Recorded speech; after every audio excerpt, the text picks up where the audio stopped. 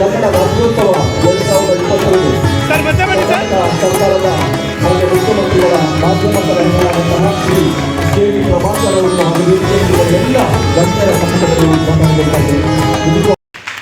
ಬಹಳ ಸಂತೋಷ ಆಯಿತು. ಯಾಕೆ ಅಂತಂದರೆ KMF ಅಂದರೆ ಅದು ಕನ್ನಡ ನಾಡಿನ ಒಂದು ಅಸ್ಮಿತೆ. ನಮ್ಮಲ್ಲಿ ಓದುವ ಸಂಸ್ಕೃತಿ ಕಡಿಮೆ ಆಗಿದೆ ಅಂತ ನಿಜ ಸರ್. ನಮ್ಮಲ್ಲಿ ಓದುವ ಸಂಸ್ಕೃತಿ ಕಡಿಮೆ ಆಗಿ ನೋಡುವ ಸಂಸ್ಕೃತಿ ಜಾಸ್ತಿ ಆಗಿದೆ.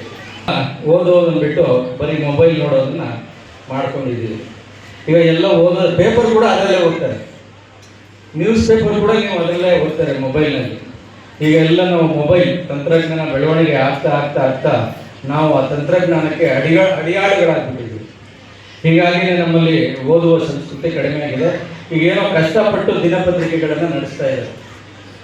ದಿನಪತ್ರಿಕೆಗಳ ಪ್ರಸಾರ ಸಂಖ್ಯೆ ಕಡಿಮೆ ಆಗಿಲ್ಲ. ಇವತ್ತು ಮನೆಗಳಲ್ಲಿ ದಿನಪತ್ರಿಕೆಗಳನ್ನು ನಾವು ನೋಡ್ತಾ ಇರ್ತೀವಿ. ಆದರೆ ಅದನ್ನು ಪ್ರಾಣೇಶ್ ಸರ್ ಹೇಳಿದಂಗೆ ಒಂದು ಪೇಪರ್ನ ಒಂದು 2 ನಿಮಿಷದಲ್ಲಿ ಓದಿ ಹೆಡ್ಲೈನ್ಸ್ ಓದಿ ಮುಗಿಸ್ಬಿಡ್ತಾರೆ. ಕನ್ನಡ ಅಂತಂದರೆ ಒಂದು ಶಕ್ತಿ, ಕನ್ನಡಿಗ ಅಂತಂದರೆ ಒಂದು ಹೆಮ್ಮೆ. ನಾವೆಲ್ಲ ಕನ್ನಡಿಗರು ಅನ್ನೋದೇ ಒಂದು ಹೆಮ್ಮೆ. ಹೇಳಿದಂಗೆ ನಮ್ಮ ಕರ್ನಾಟಕ, ನಮ್ಮ ರಾಜ್ಯದಲ್ಲಿ ಹಲವಾರು ಭಾಷೆಗಳಿದೆ. ಕನ್ನಡ ಇದೆ, ತೆಲುಗು ಇದೆ, ತಮಿಳು ಇದೆ. ಈಗ ನಾನು ಬಂದ ತಕ್ಷಣ ತೆಲುಗಲ್ಲಿ ಒಬ್ಬರು ಮಾತಾಡ್ಸಿದ್ರು, ಏನು ಸರ್ ಬಾಗುದಾರ ಅಂತಂದ್ರು.